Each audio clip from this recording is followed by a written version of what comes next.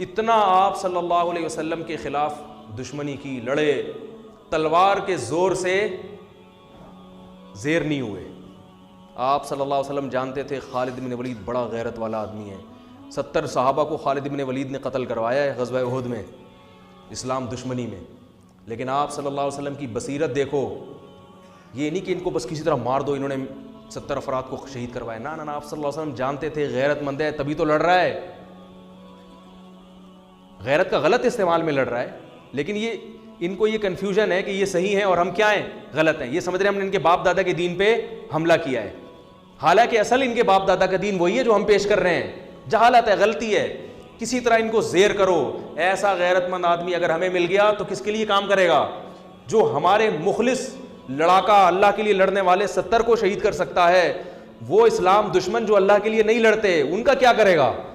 تو آپ صلی اللہ علیہ وسلم نے کیسی بہترین تدبیر کی کہ صلح حدیبیہ کے بعد آپ صلی اللہ علیہ وسلم نے جب خالد بن ولید لڑنے کے لیے آ رہے تھے تو صلح حدیبیہ ہوئی تو چلے گئے، پیغام بھیجا کہ خالد بن ولید کو جا کے بتاؤ کہ نبی نے پیغام بھیجا ہے کہ تمہارے جیسا سمجھدار اور ذہین آدمی اب تک اس کی سمجھ میں اسلام نہیں آ رہا، یہ بات ہماری سمجھ میں نہیں آ رہی. او کما قال صلی اللہ علیہ وسلم، اتنا ذہین آدمی ہو کہ اسلام نہیں سمجھ میں آ رہا.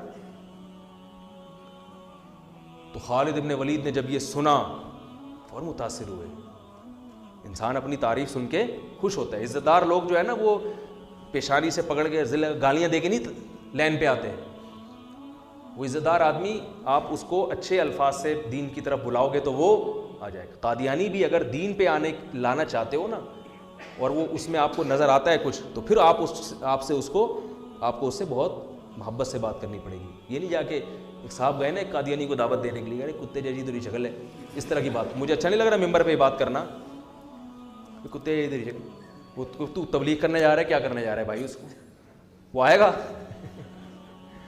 تو خالد بن ولید کا دل کیا ہو گیا؟ نرم. انہوں نے کہا غور کرو، تلوار سے نہیں، آرام سے، لڑائی سے ہمیں زیر، اس کا مطلب بزدل ہم ڈر گئے، نہ آرام سے. تو خالد بن ولید آئے اور اسلام قبول کیا. اور پھر آپ صلی اللہ علیہ وسلم نے کہاں بھیجا ان کو؟ غزوہ موتا میں. 3000 کی لڑائی 3 لاکھ سے تھی تقریباً، مجھے پورے اعداد ابھی یاد نہیں ہیں. اور آپ صلی اللہ علیہ وسلم نے ان کو کمانڈر بنا کے نہیں، عام فوجی بنا کے بھیجا. 3 صحابہ کو جن میں جعفر طیار بھی تھے جو نجاشی کے سامنے تقریر کر کے آئے تھے، وہ میں بھی جلدی سے مکمل کر کے بیان ختم کرتا ہوں. ان میں حضرت جعفر طیار وہ بھی تھے. 2 صحابی اور تھے جن میں آپ صلی اللہ علیہ وسلم کے منہ بولے بیٹے زید ابن حارثہ، جو انتہائی چہیتے حب رسول اللہ. جب کوئی سفارش کرنی ہوتی تھی نا کسی نے تو حضرت زید ابن حارثہ کو جا کے لوگ بتاتے تھے کہ نبی ان کی بات کو مسترد نہیں کریں گے. ایسے چہیتے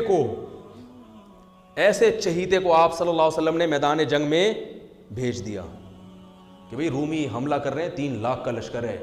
اتنے چہیتے کو بھیجا آپ صلی اللہ علیہ وسلم نے. یہ آپ کی بھی قربانی تھی. جھوٹا نبی ہوتا کہتا ہے ابے بھائی اپنے کو یہاں رکھو. ٹھیک ہے، کوئی جھوٹا نبی ہوتا ہے نا کیا کہتا ہے؟ ابے ان کو تو نہیں، وہ ادھر بھیجو. تبھی آپ دیکھ لیں آج کل جو سیٹ اپ چل رہا ہے نا، چھوڑو ابھی میں زیادہ آگے نہیں جاؤں گا. آج کل جو عجیب سا سیٹ اپ چل رہا ہے، اپنے یہاں دوسرے وہاں، تو ایسا سیٹ اپ چل رہا ہے آج کل. تو نبی صلی اللہ علیہ وسلم نے زید ابن حارثہ کو بھیجا اور جعفر طیار کو، دوسرے عبداللہ ابن رواحہ تھے یا کیا نام تھا ان کا، ایسے مجھے ذہن سے نکل رہا ہے. تو وہ عبداللہ ابن رواحہ رضی اللہ عنہ. آپ صلی اللہ علیہ وسلم نے فرمایا ان میں اگر یہ ایک شہید ہو جائیں تو یہ امیر ہیں، یہ شہید ہو جائیں تو یہ امیر ہیں. اور مسجد نبی میں آپ صلی اللہ علیہ وسلم بیٹھ گئے. اب 3 لاکھ کا مجمع ہے اور ادھر تھوڑے سے لوگ ہیں، اور دفاعی جنگ تھی، یہ اقدامی نہیں تھی. ان کو مدینہ آنے سے روکنا تھا. رومی انگریز ہیں. رومی کون تھے؟ جن کو آج انگریز کہا جاتا ہے نا، یہ ان کی اولادیں، انہی کی اولادیں جن سے یہ صحابہ کی لڑائی ہوئی تھی. تو وہ یہ بڑے اس وقت بھی بڑے منظم ہوتے تھے. یہ نبی صلی اللہ علیہ وسلم کی ایک روایت ہے، فرمایا تقوم الساعہ والروم اکثر الناس، قیامت قائم ہوگی پھر بھی رومی دنیا میں زیادہ ہوں گے. تو ایک تابعین نے جب یہ حدیث سنی انہوں نے کہا کہ یہ ساری قومیں دنیا سے ختم ہو رہی ہیں، اسلام کی تلوار کے نیچے آ رہے ہیں، رومی رہیں گے آخر تک.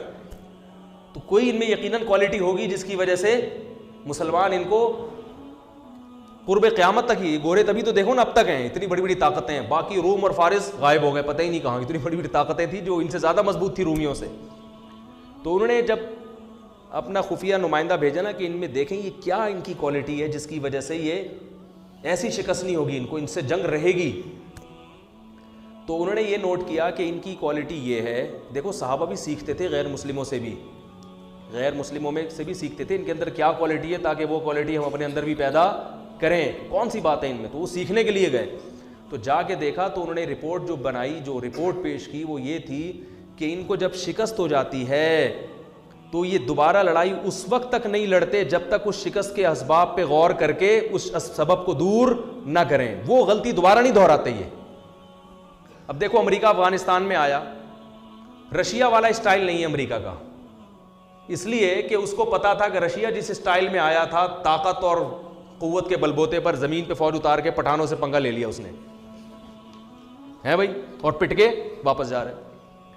اب ہم لوگ تو مسلمان ہیں نا، صحابہ کے طرز پہ تو ہم چل نہیں رہے، ہم تو وہی غلطی بار بار دہراتے رہیں گے، کرتے رہیں گے. ایک دفعہ وہ پٹ کے آیا، اب جاؤ تم بھی پٹ کے آ جاؤ. ہم تو یہ کرتے رہتے ہیں. ہمارے یہاں کوئی ایسا نہیں ہے کہ بیٹھ کے غور کرو بھائی یہ کیوں ہوا، ملک میں یہ نقصان کیوں ہوا، آئندہ نہ ہو لہذا اس کی تلافی ہو. جیسے بھی قادیانیوں کا جو بل پاس ہو گیا ایک دم سے قادیانیوں کی حمایت میں، تو اس پہ غور ہونا چاہیے یہ ہوا کہاں سے ہے، اس پہ تسلی سے غور ہو کے پھر وہ لوگ سامنے آ جاتے، پھر آئندہ کے لیے ایسا نہ ہو. ان سب چیزوں پہ غور ہونا چاہیے نا. تو میں یہ عرض کر رہا تھا کہ خالد ابن ولید رضی اللہ تعالی، وہ جو تینوں شہید ہو گئے اور ایسی جنگ لڑی ہے انہوں نے. عبداللہ ابن رواحہ نے فرمایا، گوشت کھا رہے تھے انہوں نے چھوڑ دیا. انہوں نے فرمایا کہ زمانہ بہت طویل ہے، دیکھ لیا نا نہیں ٹک سکتے، ان کے سامنے لڑائی لازمی ہے. تو ایک صحابی نے تو اپنی بیوی کو طلاقیں دے دی وہاں کھڑے ہو کر.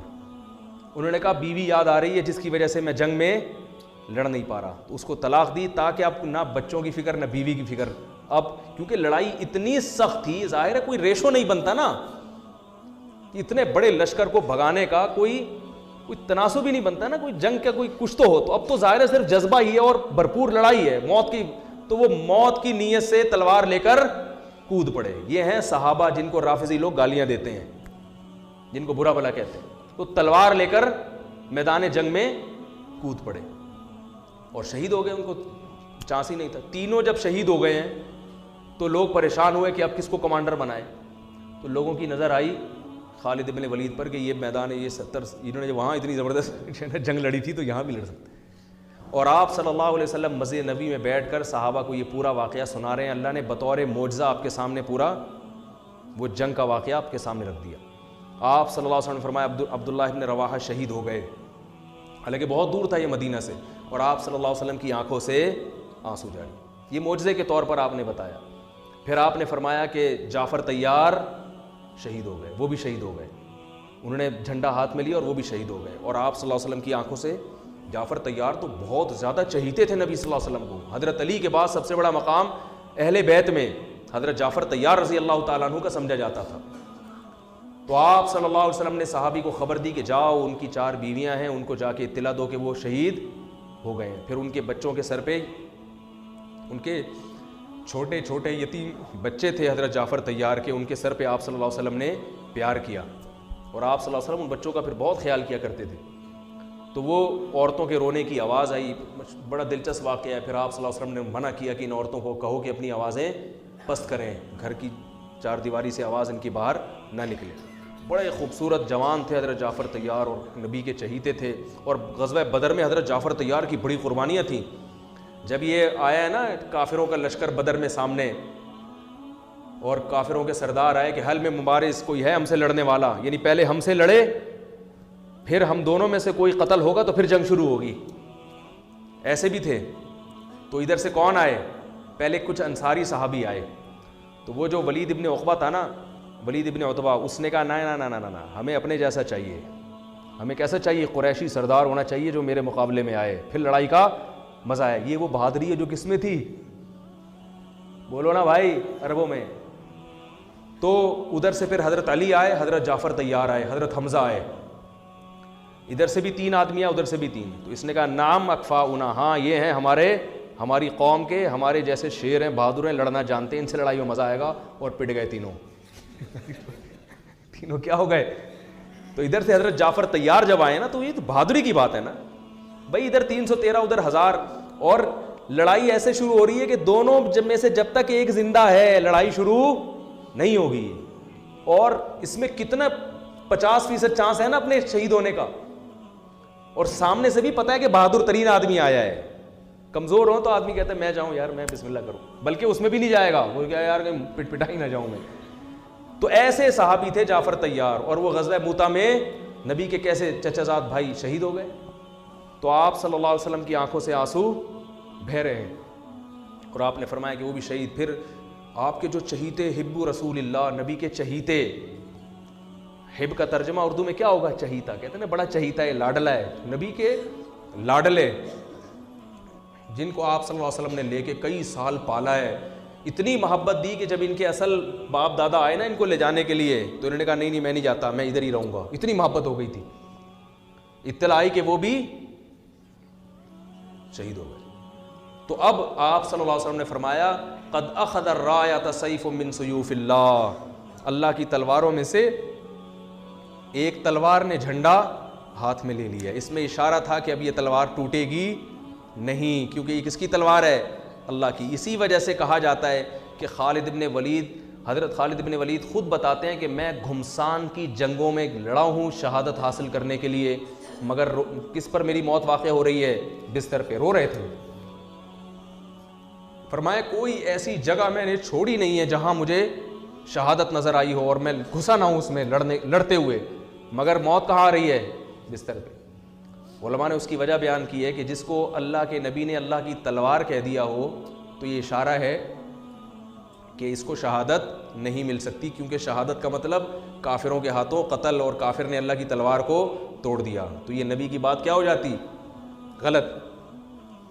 تو حضرت جعفر طیار حضرت خالد ابن ولید فرماتے ہیں کہ ہم نے صبح سے لے کے رات تک لڑائیاں لڑتے رہے ہیں, صبح سے لے کے. اس لیے کہتا ہوں اللہ کے بندوں کچھ ایکسرسائز کیا کرو, خدا کے بندوں. صحابہ کتنا اسٹیمنا چاہیے. میں یہ نہیں کہہ رہا تلواریں چلانے کے لیے ایکسرسائز کریں, پھٹنے کے لیے کریں, اس کے لیے آرمی ہے, فوج ہے. جہاد کرنا ہے, جنگ لڑنی ہے, کس کو جوائن کرو؟ آرمی کو جوائن کرو, ملک کی حفاظت کرو. اپنے ہی لوگوں پہ جا کے پھٹ جانا یہ جہاد بولو نا بھائی نہیں ہے. لیکن یہ تو پتہ چلتا ہے نا کہ جب ملک کو ضرورت ہوئی, جب دین کو ضرورت ہوئی لڑنے کے لیے, مذہب کو ضرورت ہوئی لڑنے کے لیے, تو لڑنے کے لیے کچھ گدے پہ بیٹھ کے لڑائی سیکھو گے کیا؟ اور صحابہ کا اسٹیمنا کتنا تھا. صبح حضرت خالد بن الولید تلوار کتنی بھاری ہوتی کہ آپ اٹھا کے دیکھیں, وہ جو تلواریں تھیں وہ یہ قصائیوں کی چھریاں نہیں ہوتی تھیں, اتنی بھاری بھرکم تلواریں. فرماتے ہیں صبح فجر سے لے کے رات مغرب تک ہم تلواریں چلاتے رہے, اور میرے ہاتھ میں 9 تلواریں ٹوٹی ہیں, 9 تلواریں.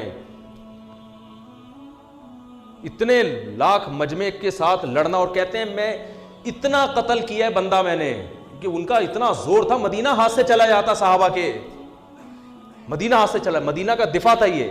کہہ رہے ہیں اتنی تلوار چلی ہے کہ پھر وہ حضرت خالد بن ولید جوش میں نا اشعار میں وہ پڑھا کرتے تھے. اور تو 9 تلواریں ٹوٹی ہیں, 9 تلواریں چلا چلا کے, تلواروں سے تلواریں مار مار کے ٹوٹی ہیں, پھر دوسری تلوار لیتے تھے. اور کہتے ہیں ہم پھر شاعری میں اپنی بہادری کے واقعہ بیان کرتے تھے کہ ہم نے جنگ کے موقع پر یا اس طرح تحدیث بن نعمت کے طور پر یہ